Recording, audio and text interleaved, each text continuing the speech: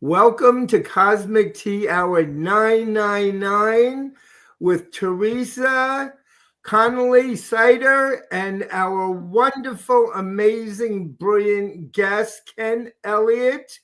Of course, myself, Peter Marks. I did want to take the time to introduce Ken. We are dear friends. We met through a mutual friend of ours by the name God, Lynn von Prague Groton years ago. And through Lynn, we became extremely close. Uh, Ken, literally, out of all the artists that I have studied in my life, I'm not an expert by far, but through all the artists that I've ever studied in my life, his works are brilliant. They are original. They are impressive. Ken lives in Castle Rock, Colorado, and I wanted to read a little brief introduction about him. His original oils, pastels, prints, and posters are exhibited in hundreds of galleries and collected from coast to coast. Partial collections, the Mayo Clinic, I believe that's from Rochester, Minnesota, the Ritz Hotel, Denver, Colorado, Four Seasons Hotel, Denver and Vail, Hewlett Packard, Kaiser Permanente, Blue Shield, Hitachi, and the David and Lucille Packard Foundation and Holland Cruise Lines. I could go on and on all night, but without further ado, welcome to our show, Ken. I'm absolutely, Teresa and I are delighted to have you here. Thank you. It's nice to be here. You're making me blush. Um, that's a nice list. I'm covered for uh, travel and hotels and hospitals if I need them. Yeah, that's handy. Perfect. Yeah, That's good. That's good. Thing to have in your back pocket. yeah, feathering Yes. my nest. Now, I left out certain information from your bio because it was so impressive. Can you fill and can you tell the listening and viewing audience when you started your career, who inspired you? I believe one of them was Matisse. I know you very much are drawn towards Impressionists. Give us a background about your brilliant career. Well, it was brilliant. It was meant to be. I had a little date, an afternoon burger and a Coke thing like we do in Houston, and there's a man that recognized my voice, and he popped his head up the booth next to us, and he knew who I was. He knew my dad, and then he said something mildly insulting to my date, and she was 16, I was 17, and I never stood up to an adult before, and I said, "You owe us an apology." The words just came out of my mouth. I would have never said that. He said, "I'm so sorry." He said the magic word. I don't know why I said that. What are you going to do when you get out of high school? I said, well, I don't really have any plans. I run a frame shop. Why don't I teach you picture framing, and you can do that while you go into college? And I've pretty well been attached to the art business ever since. It was magical. And Wow. then I met at one of those frame shops. Somebody dropped off a painting by the best landscape artist in the country and the best colorist in the world. And I knew the gallery it came from, and they gave me his address. I wrote him a piece of fan mail, and we became friends. And he eventually mentored me. I took a month master's class from him, and that's how I got here. It was just pure magic. It was meant to be. All right. Do you feel that there was divine intervention through your life that prepared you for this unfoldment? Um, I I got the help that I need when it was time. So I wasn't prepped ahead of time. It just sort of did that. And then one step, two steps, and then I was pretty much in. Peter, Yes.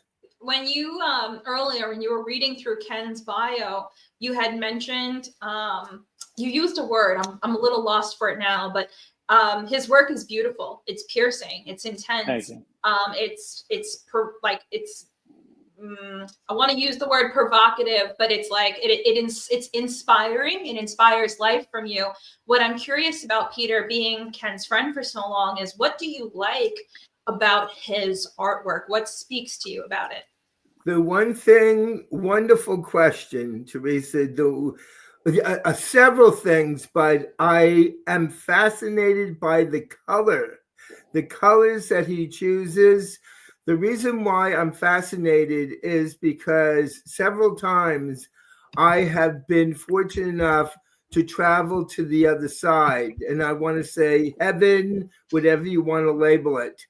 And when I've been in heaven, I saw all these magnificent colors, these textures. Ken has been able to, in channeling, and I do believe he channels his artwork, he's been absolutely able to capture the divine colors, and they evoke, literally, they evoke my energy. They bring out my soul. I crave to see more of them. They are so divinely inspired that and I found this for myself, if I wake up and I'm depressed, or I am angry, or I'm in a state of malaise, I look at his artwork on his website, and within 5 minutes, I feel connected to the divine again. And that is what excites me most. Now, Ken has also, through his brilliant artwork, and he's multi-talented, he's also written a magnificent, incredible book that is so positive, that is so uplifting, Manifesting 1, 2, 3.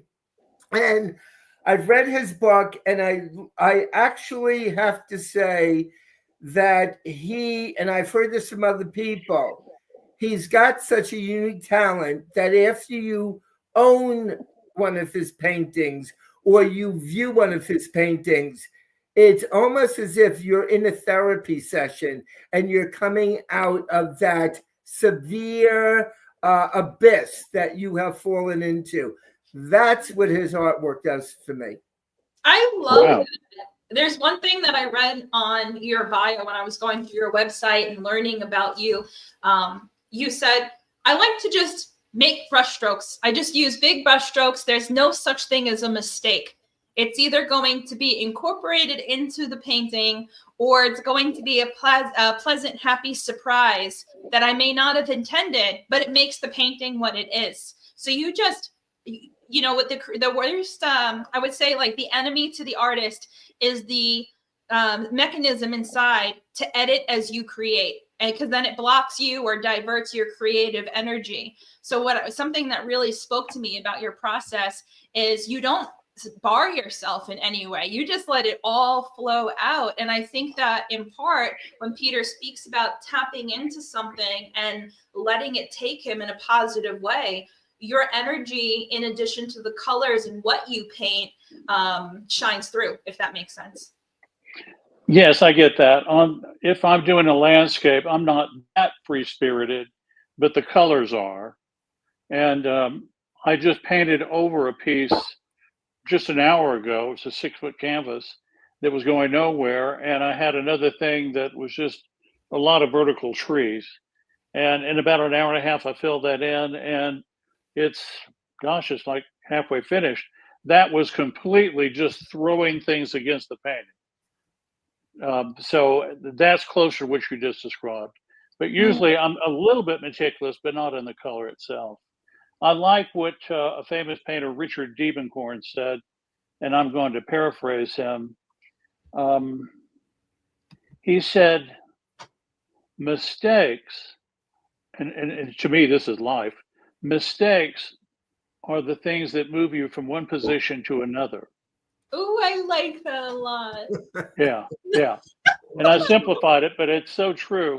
And I use that. And good artists, if you have a mistake, you'll use it to your advantage. All right, so you don't like that red, but you paint over it with something else.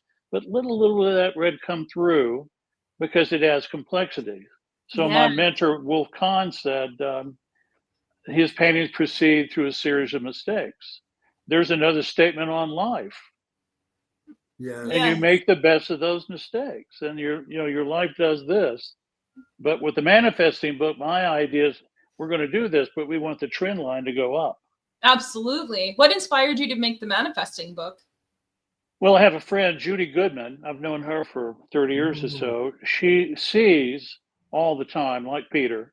She sees spirit, hears spirit continually. And there are additional gifts. And someone I didn't know very well that knew I'd been talking with Judy called me and introduced herself. And she said, I know you've been talking with Judy a lot. And I said, yeah, I'm learning a lot from her. And she said, well, who do you think she is? And I said, well, she's a psychic. So no. She started telling me all these things that she could do. And one of them is I could send her things in thought. And I went, what? So I started sending her things in thought for a couple of years. I was supposed to write this book. This information is not in other parts of the literature. What it is that your thoughts create form. And everybody dances around that, but they haven't experienced that to the point where they write about it. So I would send her things. She's 2,500 miles away, and I pick up the phone and said, did you get the thing I sent? And she'd tell me what it was. She could see it taking form on the other side. It starts like a wisp of smoke, a vapor. And if you keep that intention going, and if you add gratitude, if you put love behind it, not fear, I can't pay my bills, your thoughts will create, you can't pay your bills. Because your thoughts just make whatever you repeat. So after sending her, I don't know, 30, 40, 50 things, it finally hit me. Did I tell you how bright I was?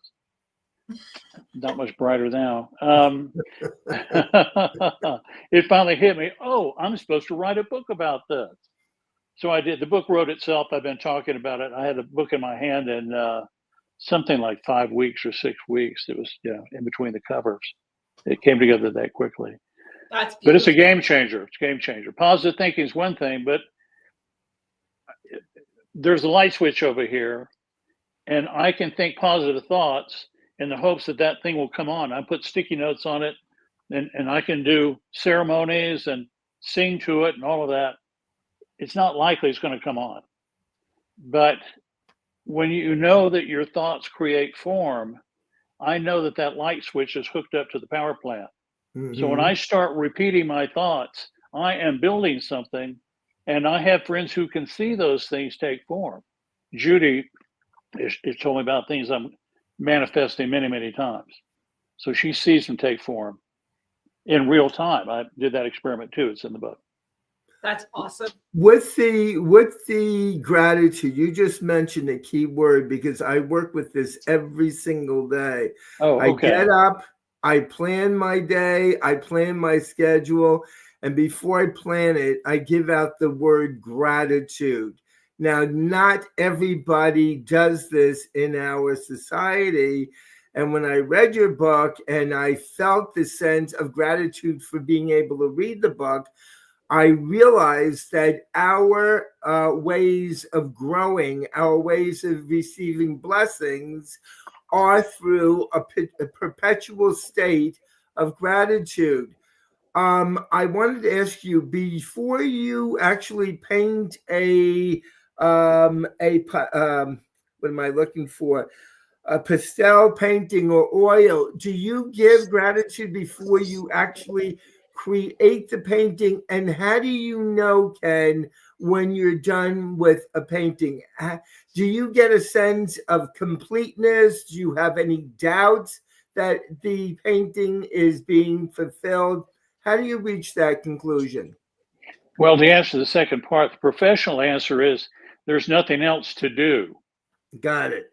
It's a big chess game, and when it's all done, there's no more moves to make. It's all done. Okay. Now, the first part of the question is, when I'm manifesting, I go for the big picture. Yes. So how that happened for me, before I wrote the book, and I was talking about this and coming up with these things, because I could send things to Judy and she would get them. And it never dawned on me that I could use this for myself. I was just playing post office with someone who's very, very gifted. Brilliant move, huh? So it finally hit me. Now, wait a minute. Maybe I can manifest something for me. We didn't even use the word manifest. I didn't. I was just a neophyte on this stuff. So after I started putting some things together, I thought, well, I need to boost my career. So you can manifest the future, by the way. Time is, it's all in the now over there. Yes. So I would manifest that I'm in my future. And I visualized that I'm going into my studio. And in my studio, on these shelves that I have to hold paintings and on the floor, there are these big paintings and they're really good. Now, I don't want to see what they are. So I'm visualizing that there's these white glowing paintings, lots of them in the studio. Well, my success rate was about 15% when I did that. So I had a lot of junky paintings that weren't going to get finished. I didn't have the skill set. Anyway, it gradually got better. It wasn't too much longer. I don't know, 6 months, something like that. I got a call from an art consultant. A company might say, we want an art consultant to do the General Motors headquarters sort of thing. We're not going to let the employees or somebody's wife do this. We want a professional. So one of those professionals called me, wanted to see my studio. So we went downstairs, turned the corner.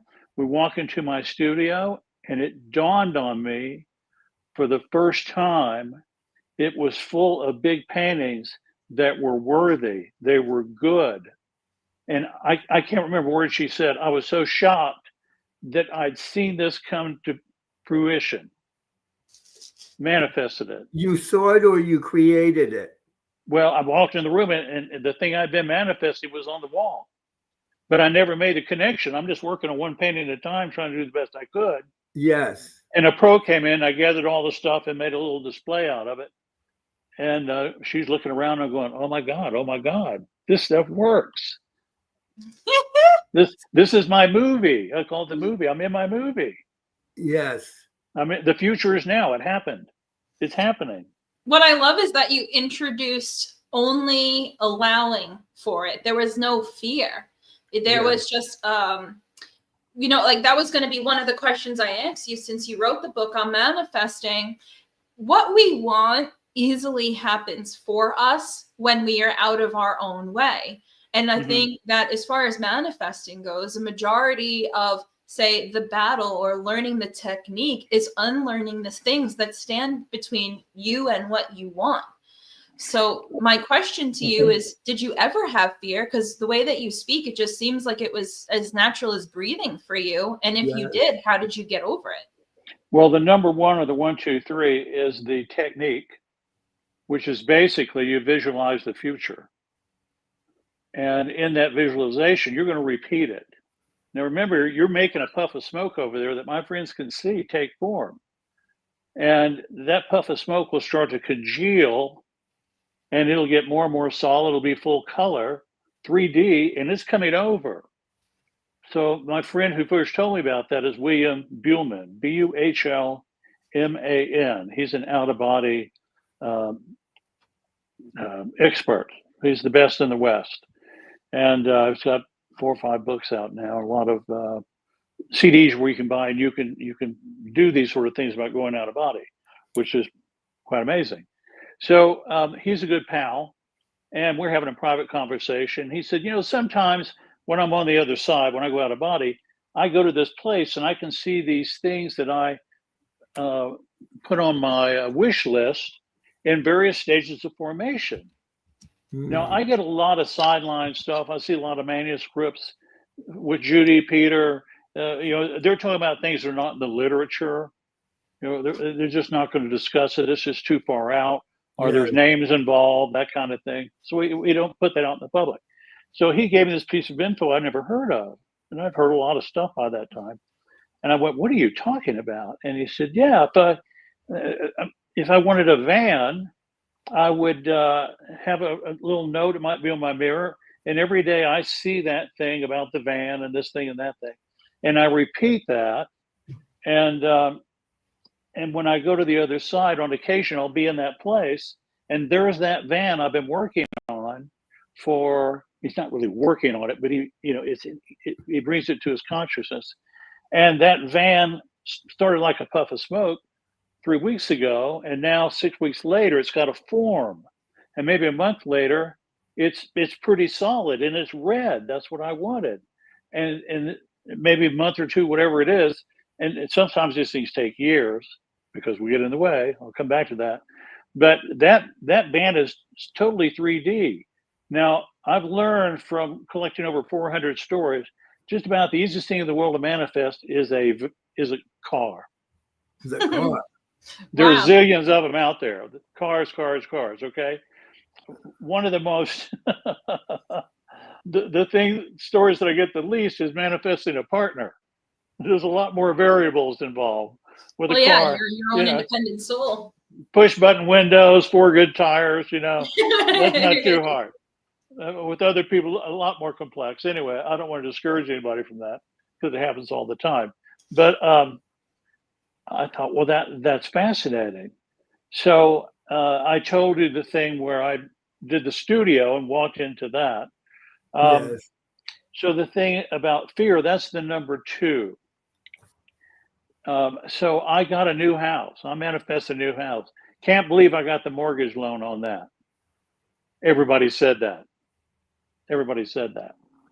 How did you get this loan? By the skin. Anyway, so I'm in the house. And I went out and bought a lot of stuff, put on an American Express card. And now that bill comes due and the house payment comes due. And the HOA comes due.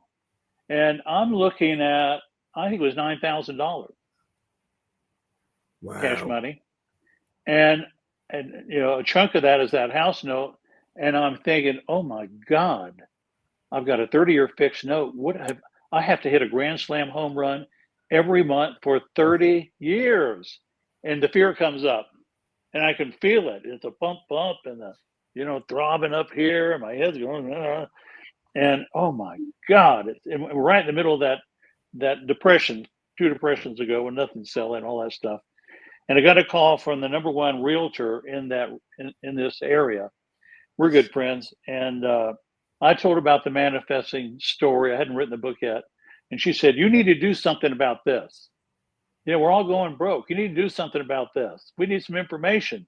Put down the phone. I'm in the same situation. I got a house, but I don't have that money stream like I want.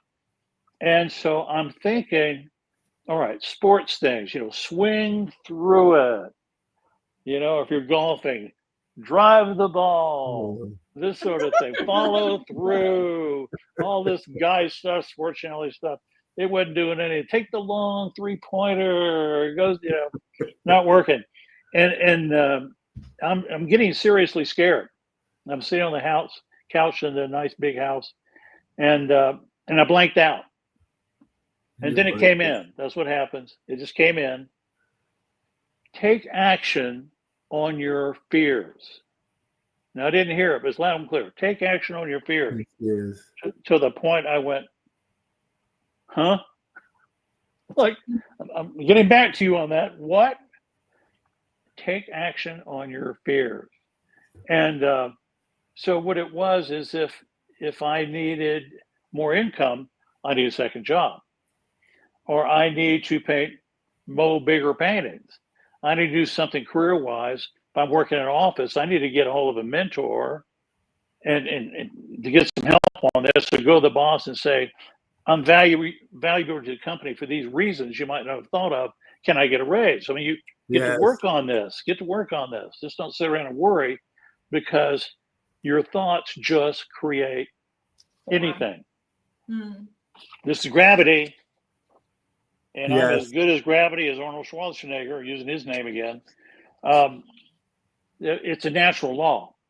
So your thoughts will make fearful things if you keep saying, Am I getting sick? Am I getting sick? Is that cancer? Is this cancer? Oh my God, am I going blind? You keep repeating it, your thoughts will make it for you. So here's a business. Yeah, here's a business quote. I can't afford to be fearful. That's true. It's medically, economically, can't afford it. Yeah. Forget don't want it, can't afford it.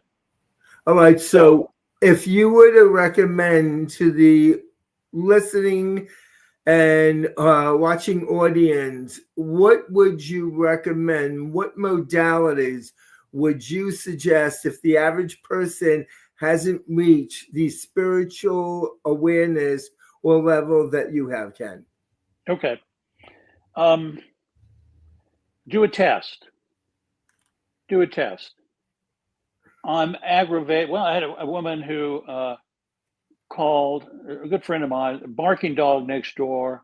She complained to the neighbors about the barking dog, and they went toxic.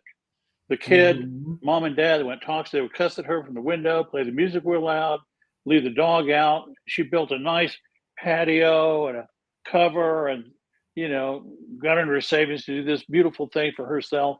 And these people would know that she's out there and they make a lot of racket to irritate her. And nothing would help. So what can I do? And I said, well, all right, let's try this. Here's a test. Imagine you're in your future, and in your future, the barking dog, the people are not a concern. That's it.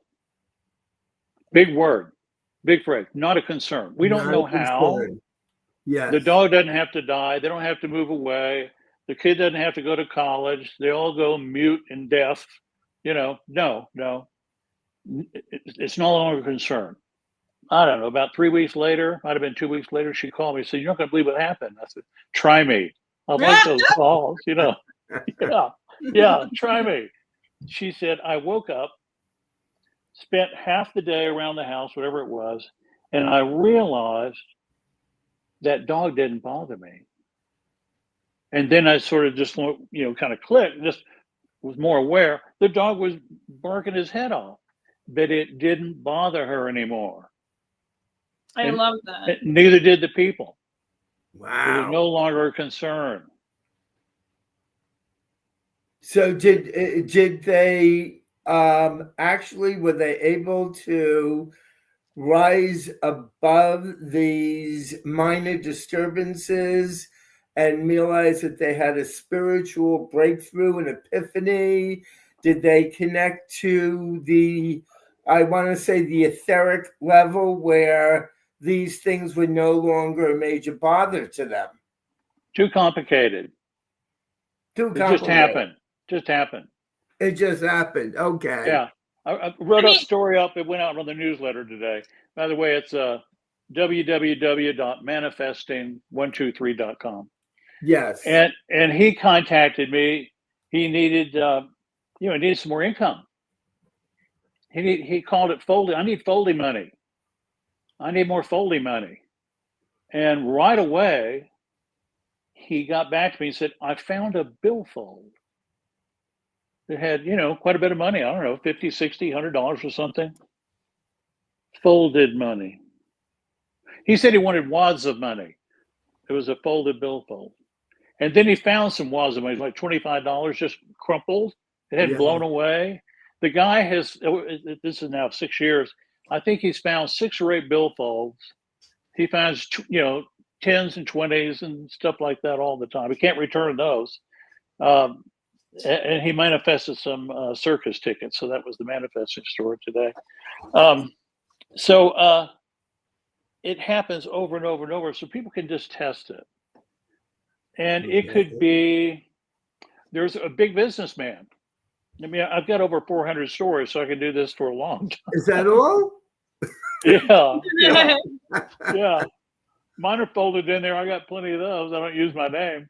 So this guy, he handled people's money. People were very sensitive about their big money, Yeah. And he had a lot of stress. And we chatted about this stuff. He's not a metaphysical guy. He's not what you call a woo-woo guy, I said, I'm gonna use some practical stuff. I told him some stories just like this. So give it a test. You're under some stress. in your future, stress is not a concern. Yeah. It's not an issue. We're going to use big words like that. We don't care how it happens. And didn't take long. He called me a little early in the morning, and he said, I woke up and I didn't have that stress. And he said a funny thing. I know it's permanent. That's awesome. Wow. I thought, well, that's an interesting thing for him to have a knowing.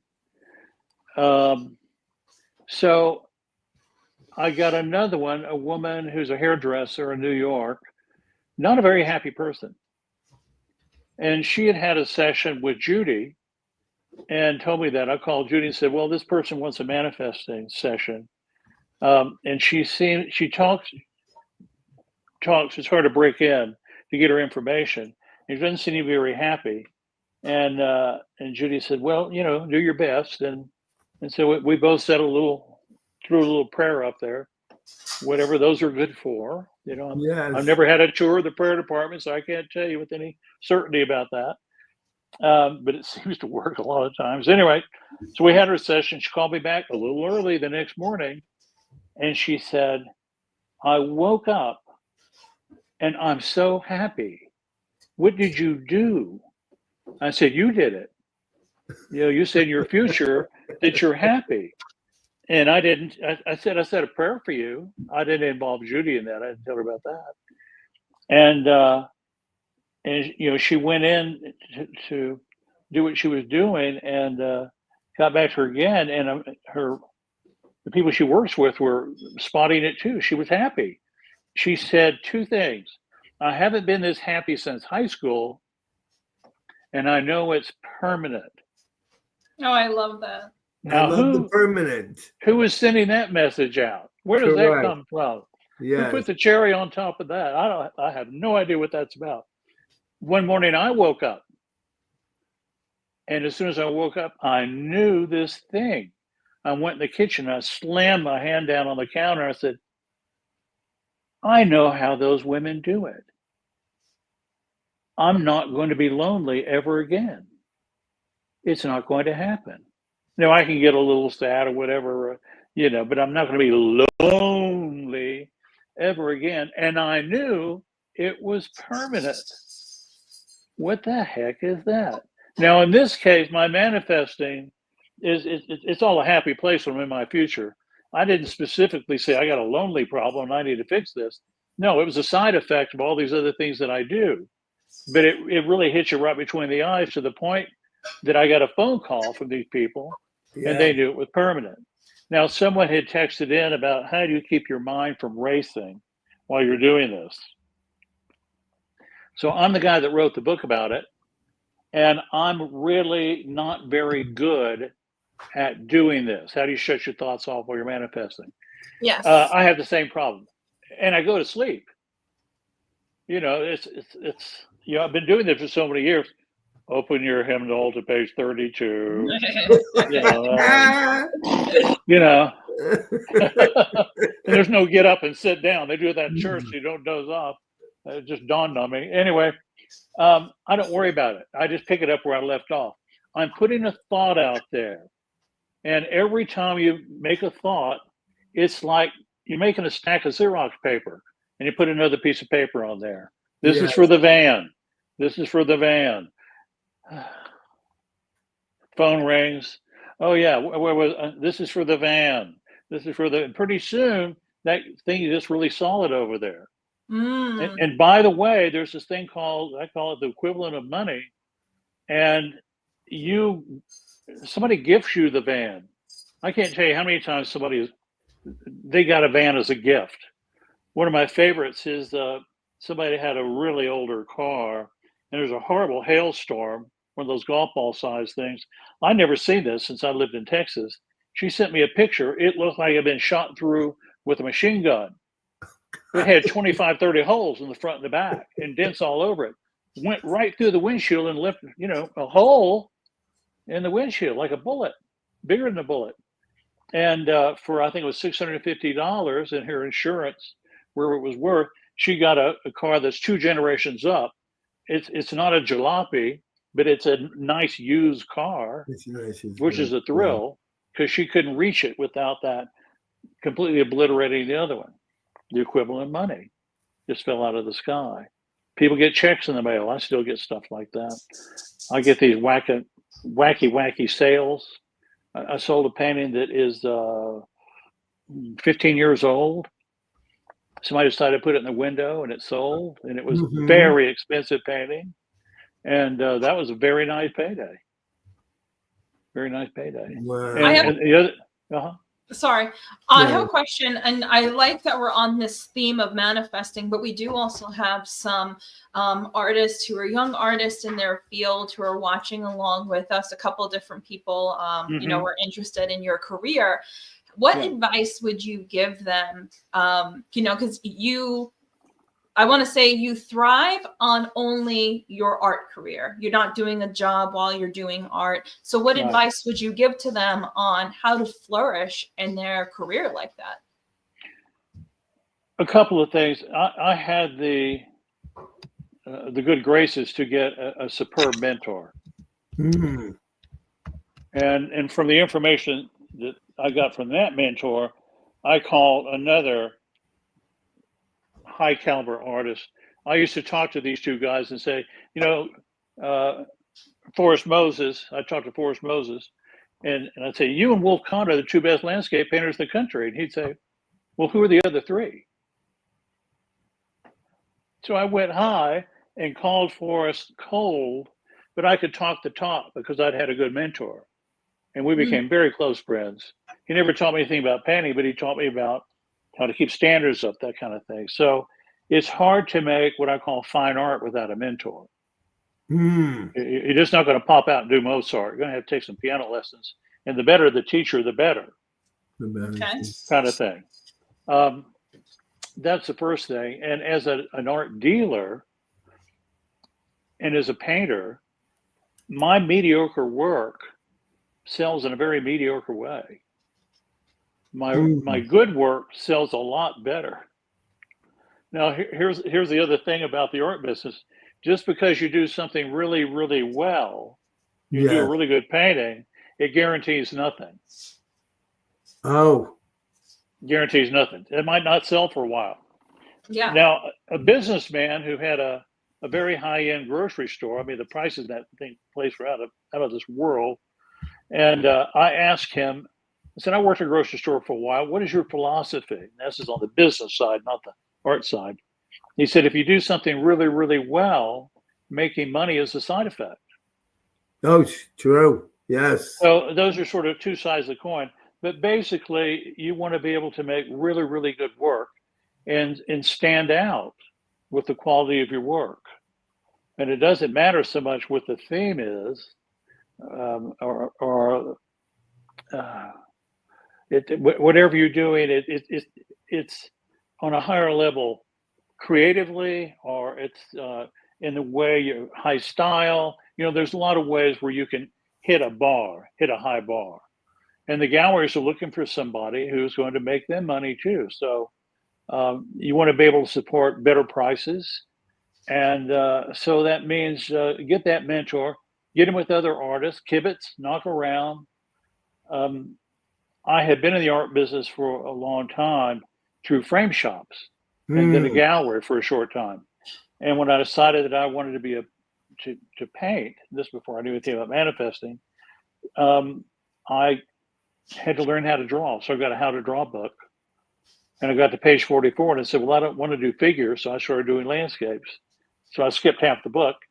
And some things came out that were pretty good now that I knew how to draw, because I knew it's good art supposed to look like. I was a lot better than I thought I was. But even so, with just 6 months out of the box, I went to the best artist in Texas, who's also a professor at Rice. And I laid these things out for him. He said, how long have you been doing this? I said, 6 months. He said, that's amazing. Well, that's all I needed to hear. I'm amazing. Well, you are amazing. I'm amazing. Yeah, right. Yeah, thank you, Peter. My head's going to blow up. So I'm amazing, right? 6 months, I'm amazing. Not making any money, but I'm amazing. Did I say I'm amazing? You're still amazing. Yeah. So when I had the gallery, the number one artist there, my favorite artist, most creative guy, he's a professor at University of Houston. And I laid him out for him. He said, "How long have you been doing this?" He said, 6 months. He said, "That's really something, really something." Then he said, "Do you want a critique? You want a real critique?" And I said, "Yeah, because I'm amazing." He said, "Just because you can draw doesn't mean you can make art." And I hated that one. Yeah, that's but it was true. It's true. So I'm still trying to make fine art. I haven't perfected anything, but you get better as you go. And it happens through a series of mistakes and lots and lots and lots of mistakes. As a person, I need to make a lot less mistakes. As an artist, I'm cool with making mistakes. I can correct them. Nobody gets hurt. I feel like they're symbiotic. You know, I like what you said earlier about mistakes in life being the vehicle that gets us from one point to the other, because a lot of times we shame ourselves for mistakes, or, you know, but how do we learn? How do we know? You know, Abraham Hicks will call it contrast. And I feel like a lot of things that you've shared with us today really speak of Joe Dispenza. And one of the things that he did is he had a test in California where he said, if you have just positive feelings, he had 3 study groups. One held a test tube and said, all right, focus on positive feelings. If wonderful, positive, high vibrational feelings are going to be the difference between something being this or that, let's test that and see what comes up. So for 2 minutes, he had a couple people hold a vial of DNA and said, just think positive, loving, intention thoughts. And he tested it under the microscope and nothing happened. He goes, all right, only positivity, nothing happened. He goes, now let's have positivity and set an intention to either wind or unwind the DNA, and set the timer for another 2 minutes. Mm-hmm. And up to 25% of that DNA was altered. It was either unwound or wound up tighter. The shape of it had changed. And that's something that we did in 2 minutes. And then he said, all right, well, now we know that in intention with positive, loving thoughts creates a big change. Let's try it like this. Let's have another test group come in, same DNA, and be apathetic, but create an intention. And then there was no difference. So he said, okay, my experiment concludes that we need coherence, mind, heart, body agreement to allow something to happen for me. So we have to replace the fear with curiosity, and the allowance for these things to happen. Like you said, you kind of created in a question of, in my future self, so that your subconscious is saying, well, me right now isn't even a thought, where Denise was saying, how do you stop your thinking? Maybe it's not about stopping your thinking, but changing your thinking. Because Joe Dispenza does this thing. Can you allow yourself to think positive thoughts that allow you to receive what you want through positive vibrational pull? Yeah, I can do that. It's just, can you make me a copy? Can you make me a sandwich? Can you adjust the curtains? Can you pick up this cup? Yes, I can. I can do that. And I was just telling a friend earlier in conversation, having that conversation with myself now, asking myself every morning, hey, can you think positive thoughts all day that allow you to rendezvous with other positive things so that you have the life you want? Mm-hmm. Yeah, I can. Yeah. You know, and that gives me the vehicle to be able to do that. And I feel like there's a lot of parallels with what you're explaining. Well, the part I like, because it started off in a complicated way, but what you ended up with simplicity. Mm-hmm. When I wrote the book, I purposely didn't say anything about meditation or that you have to get an A in this. Because we'll just call the Pope. The world's a mess. Sorry about that phone. Yes. The world's a mess. Let's call the Pope and see if he's got the answers to everything, because he's a good person with prayer. Yeah. Why had you fix this? You know? Well, it's not set up that way. But the number one is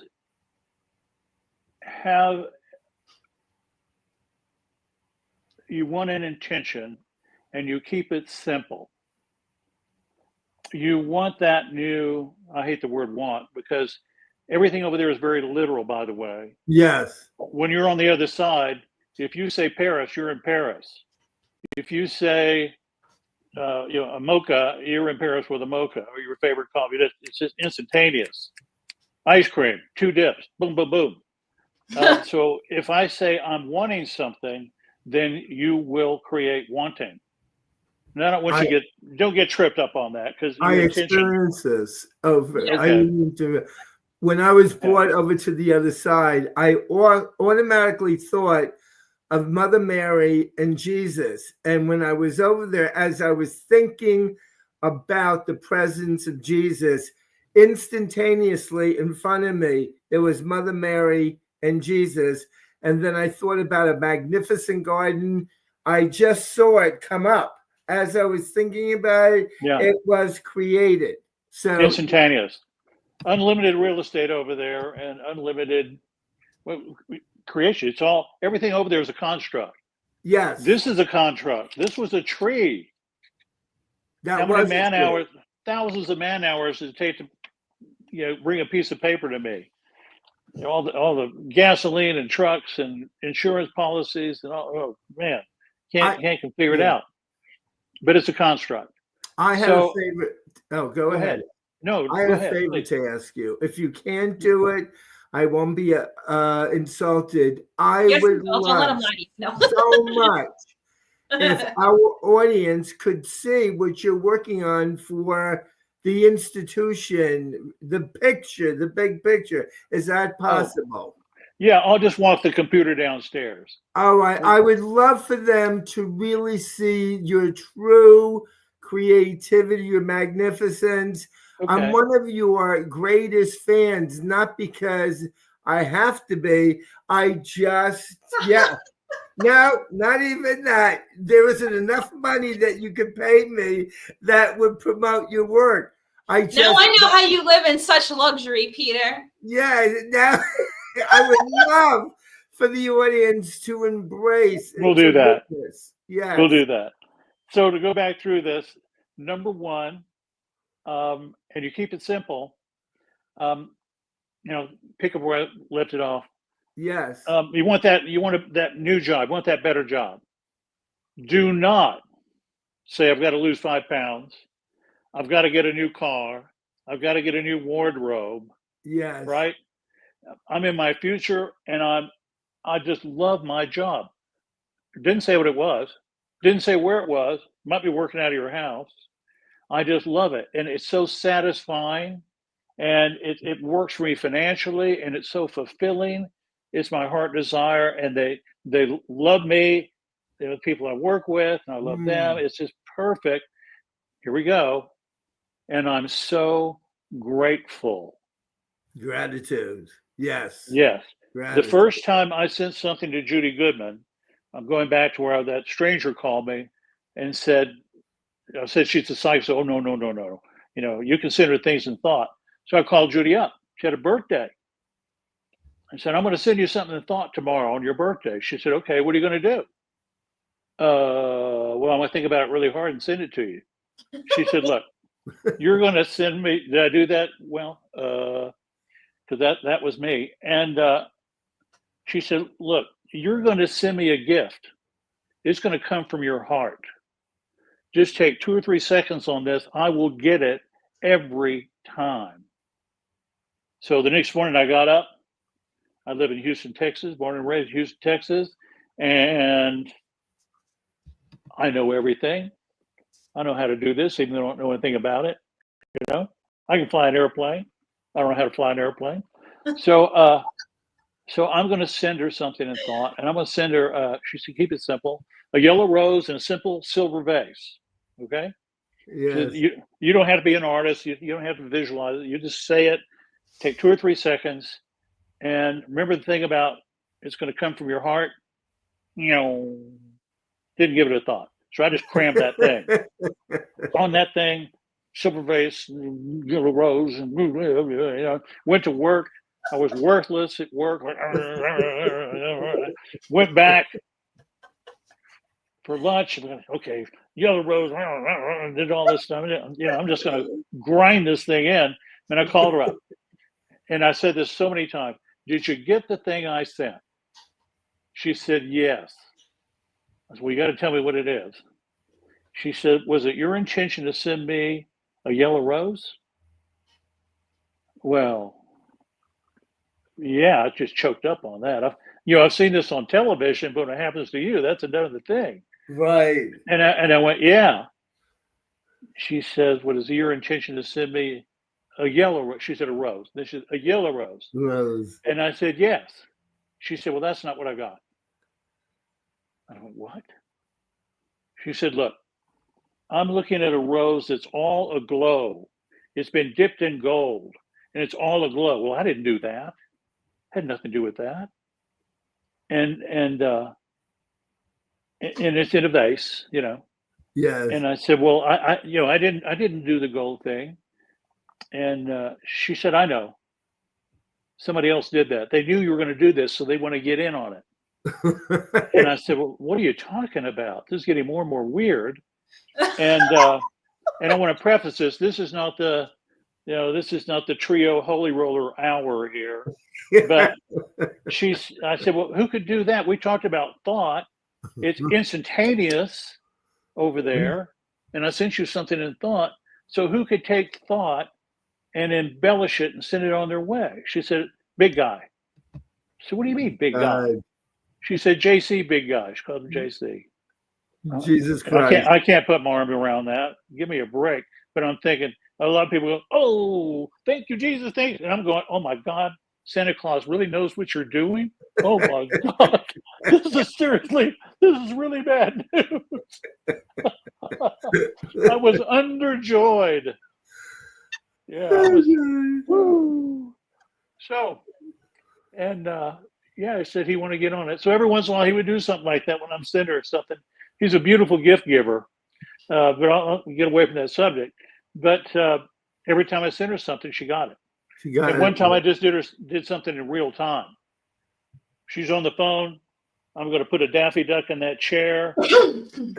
I'm not telling what I'm doing. And after 2 minutes, I'm just grinding away at this because I'm not doing gratitude. I'm just going to make it happen. And after 2 minutes, I said, okay, I'm just worn out. What have you got? She said, your intention is to send me a cartoon character? She's 2,000 miles away. I said, yeah. It was a 5-foot tall Daffy Duck sitting in her chair.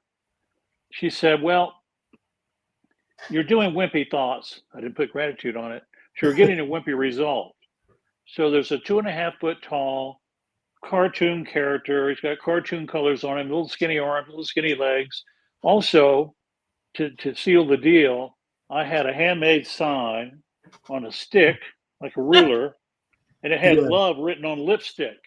So it's a Daffy Duck with this handmade sign. So it's a cartoon character with skinny, he's only 2.5 feet tall, and he's got a stick in his hand. 2 minutes, and it's taking form over there. 2 minutes. Well, it's not unbelievable. It's what transcends. It's what unfolds over there. It's a lot to look forward to. Yeah. Well, I learned to put gratitude behind it. Yes. And then it's a big flow. So you had a question, Teresa? Yeah, actually. So one of my favorite book ever is called Illusions: The Adventures of the Reluctant Messiah. Okay. And from Richard Bach. And he has this very fanciful explanation of being on the other side. And his first book is sold as a fiction.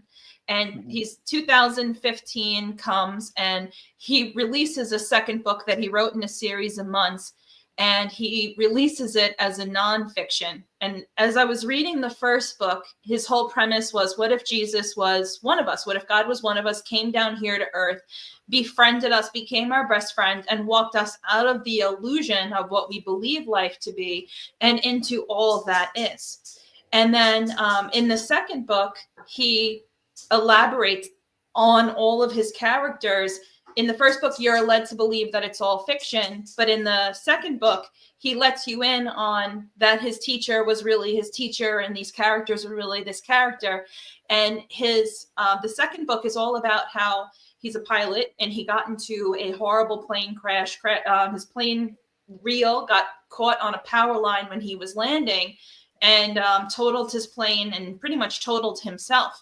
And he spends a large amount of months in this coma, all banged up physically, and he's on the other side with his teacher, and they're flying on the other side, and he's giving him this spiritual lesson, and he's saying, you are the perfect example of perfect love. And that was all that his wife kept saying it in his ear when he was in the coma, and it was translating into him, and it was translating with his teacher on the other side as he was flying the plane. And he's reconciling in his head, why did I choose this experience for my life? And his teacher is saying, because you like stories and you've always wanted to be the victor in one of your stories. So he goes through this whole thing, and it's very cool. A lot of what you're sharing with us about being on the other side and how it forms instantaneously is exactly what he shares in both of these books. That he's like, in Earth or in the Maya, we struggle to make things appear because we believe that it's difficult. But over here on the other side, and it kind of reminds me of the artwork of the Beatles, where he's like, my plane looks like this. And then if I wanted my plane to look different, I would just think about this, and my plane would suddenly be red. And, just having a fun, creative experience with it. And that's my big takeaway from what you're saying is truly just have fun with your creative ability and understand that it's more powerful or impactful than you maybe currently believe that it is. Yeah, I've had it.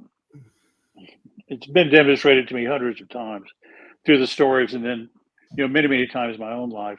I'm very serious about it. I'm not serious about it. You're not serious about it, right? Yeah, but I know it works. And so I do my best to sell it in a light way, but I keep it really simple. And the things that I'm manifesting are broad, but they're precise, but they're put in a broad way. So another example, I've finished the book. I'm about to send it to the editor. It's laying out in chapters on the kitchen table, and I'm rearranging the chapters and this and that. I'm driving home to pick up the book. I'm going to okay it to the editor. She's got a copy. I'm going to turn it loose, and the book is going to start going. And I'm about to get to my exit. And I remember what my friend Forrest Moses said, Ken, you give all your time away. I'm doing websites for charity. I'm a pretty good office on the phone. I get this and that. And I have a career, and I put that aside for other people because those are important things. And everything is taken care of. But at the end of the day, it's a pretty full day. And I'm thinking, I need more time now that I'm taking on this book. And it hit me. I'm the guy that's talking about manifesting anything, right? And it's just right in my face. There's that thing. I need to do something with this thing, whatever it is, right? And as I'm driving home, I said, okay, in my future, I have perfectly synchronized time. Ooh, good manifestation. It's perfectly synchronized between my what I'm here to do, career, relationship, the whole little package there. There's no, how is it going to happen? That is the most important thing. At least I get more results off of that than anything else, because I see it all the time. If I'm late, they're late. Yes. If I'd rather cancel, they cancel. It happens lots during the week. So that's a big thing for me. I really depend on that. Big thing in my tool belt. And I'm so grateful. I have perfectly synchronized time, and I'm so grateful. So I'm putting gratitude. The number one, I repeat this thing just once a day, and I put gratitude behind it. And then the number two, the things that I'm fearing, I don't like the idea of I can't pay the mortgage, I can't pay the rent. I'm going to get sick, all this sort of thing. I'm so scared of the food that I eat, that kind of thing. In my future, I have perfect health. And if I have some little thing that's off, in my future, that thing got taken care of. I'm back in perfect balance. And I do that on a daily basis. I'm blessed with good genetics. I know that, but I work those little things, and I'm sort of surprised that they get fixed. I'll give you one. In the winter, since I moved to Colorado, I would just start itching like crazy. It's very dry here, and around my waist, and where the socks are on the ankles, and the back of my neck, and get in the shower, and I would just light up with that hot water, just itch everywhere. And I don't know why I never got on this. I do all this other stuff, but a month ago, I just, in my future, I don't have that anymore. And I would put lotion on every morning, do all this stuff, you know, and it still started itching again by lunchtime. So I did that. Only did it a couple times, and I finally got tired of having the heat down here, and so you know it's 68 and 65, and I'm getting up cold, and I'm cold all the time, and because the bill could go pretty high. I have solar panels, but I have a gas heater. So my friend at the end of the block does all this kind of stuff. So I put in a heat pump, spent the money. Yes. And now it's 74 degrees in here. Nice. Solar panels. You know, solar panels. Yeah, my electricity is like, you know, $35 or something. And I was looking at the thing on my phone to control it. It has a humidity thing. So I crank that thing up, and within a week, I don't have the itch anymore. That's incredible. Well, wow. I wasn't thinking that way, but it happened. Yes. That's been 20 years of that. So why didn't I think of that earlier? Forget the heat pump. I just made action on that, and it happened in a way I would have never thought of. Yes. I've been in a house with where they could do the humidity, but it didn't work. But they were older units. So the number two, this fear, take action on the fears. And that thing that's right in front of your face, take action on that. But if it's on the fear, you got to take action. You get a mentor, go look for a different kind of work, get that second job, whatever. Take action on that. And it may come in from left or right field. You might have a hailstorm that takes care of that car problem. Kind of but it didn't hit you on the head. The number three, and it's manifested 1, 2, 3, and you don't need number 3, is that we're very, very, very, very powerful. Yes. We don't need anything else. We're all supergirls and supermen. The number one, you make it, we're endowed, we're born with it, and you can create the future. How's that for a bonus? Yes. Who thought of that? Where did that come from? You can make the future. You can be in the future and bring that to you, and on the fear, you know, to take action on it.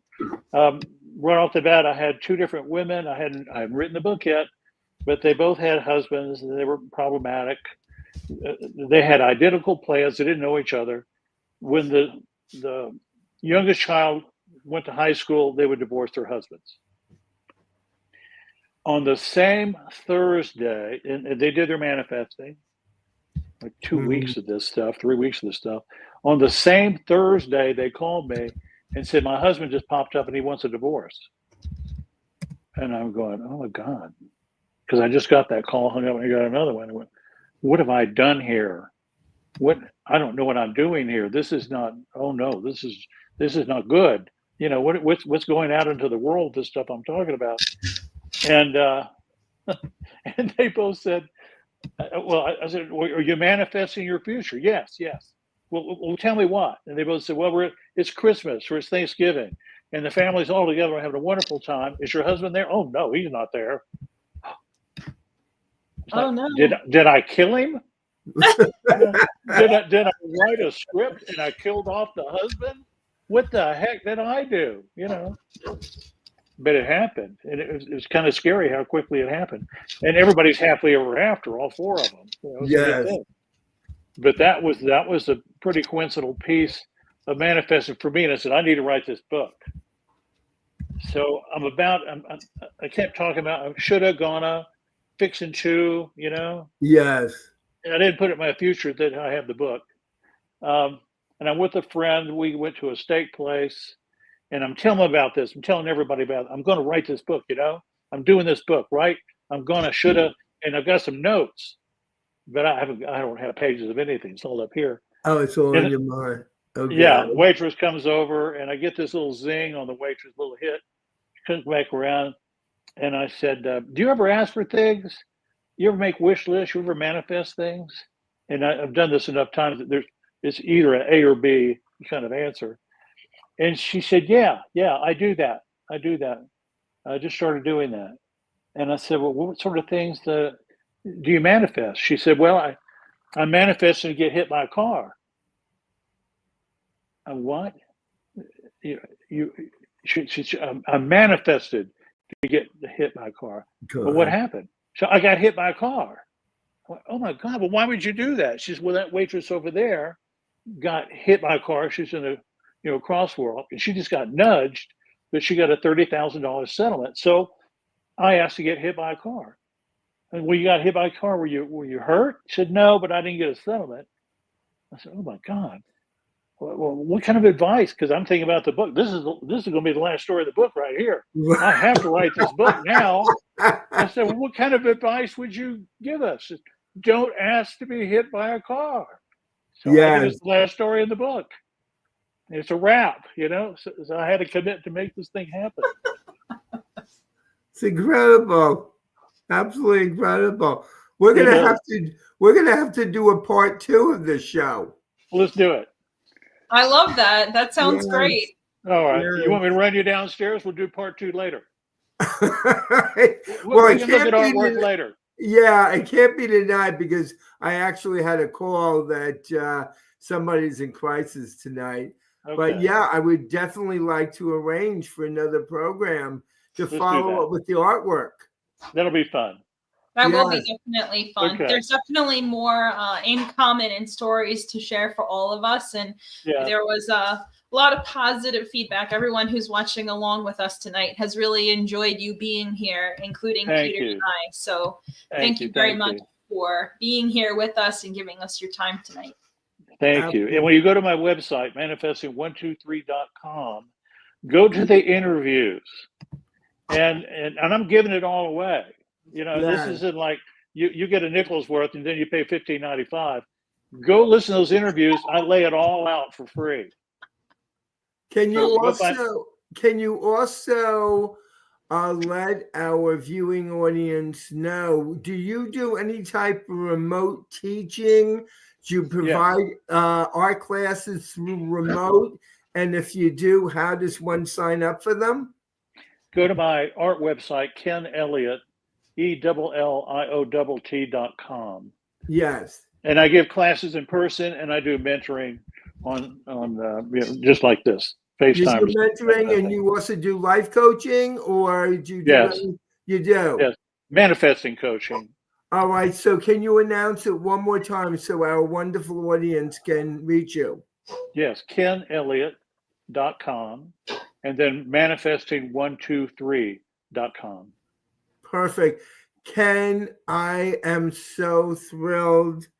You gave me a gift tonight. You gave us all a gift tonight by coming on and talking and just describing the background of your artwork. And without equivocation, I'm going to have you come on again. And at that point, if you can take us on a tour, I call them your masterpieces because I tuned into your master guides this afternoon, and all your master guides said to me, let him know he has created the most wonderful, spiritual, enlightening pictures, and we can even appreciate it from heaven. I love that. Thank you. Peter, I have a question for you. I feel like we probably already touched on it, but you had brought this concept to me. Ken is a good friend of yours. You'd love to have him on the show.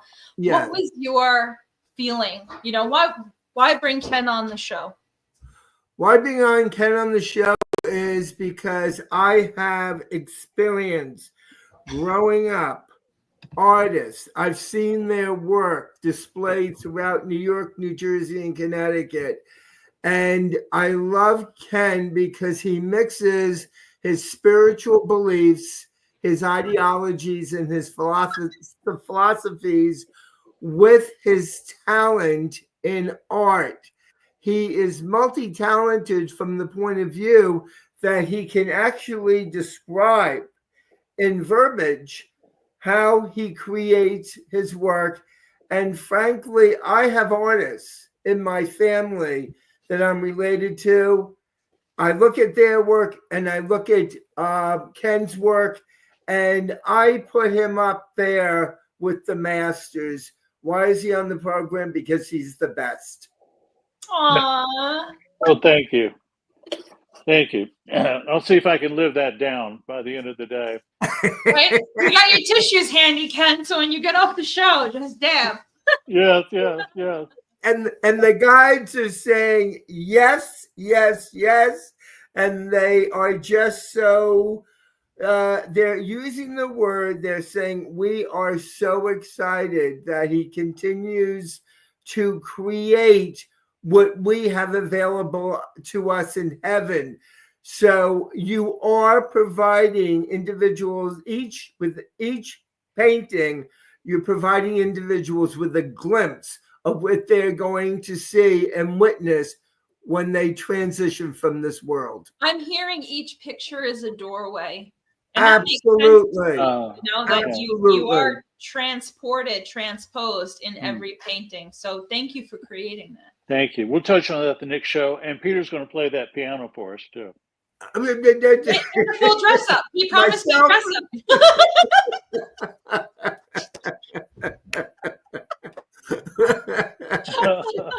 Oh, Teresa, I love you. You too, Peter. Thank you both. What a thrill. This is such fun. It's, we This did has this been for 10 minutes. It's beyond amazing. It's beyond what I really conceived in my mind. But the guy just said to me, you created with Ken and Teresa the exact format, the exact podium, and you both disseminated all the spiritual information that was needed. And they're saying to me, this does not go in the archives. I'm going to replay this on Instagram, Facebook, and Twitter, and we're going to allow millions of people to tune in to see how truly amazing and incredible you are. Thank you. I owe it all to the two of you. So thank you so much. And I'm looking forward to doing this again. We'll have even more fun. Absolutely, we will. Thank you, everybody. Thank you, everybody, for tuning in. Much love from all of us. Have a great evening. Bye-bye. Bye-bye.